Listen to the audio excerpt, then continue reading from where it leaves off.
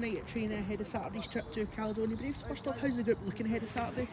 We're okay, we're nice and fresh, Callum, to be fair, because we haven't played. You can look at the park behind us now.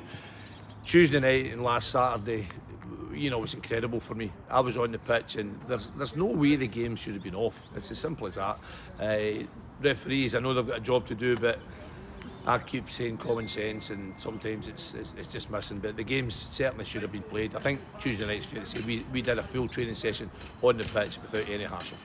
And I suppose that now leads us into a run of, I believe it's 8 games in the next month, basically.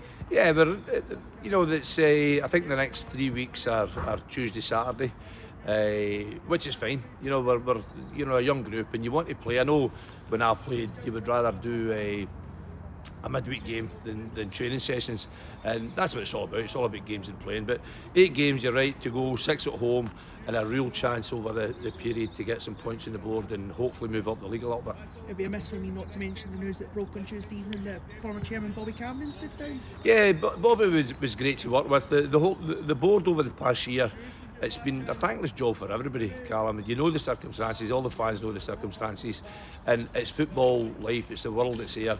Bobby decided it was time to move on. I'm sure he'll be a friend of the club for a long time, and I'm sure he'll still help his kind of duties around the ground, that's for sure, and be part of the Albion Rovers family.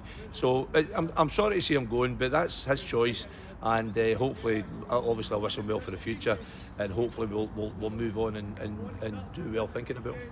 And it's a tough test this weekend as we head to Alliance Park to take on Caledonian Braves. Well, they're all tough tests, aren't they? But we've got to make it tough for them. I think the last time we played them here, we ended up with 9 men, and again, 1 or 2 decisions in the match weren't in our favour, put it that way, and we were in the game big time at 1-0. So we've nothing to fear.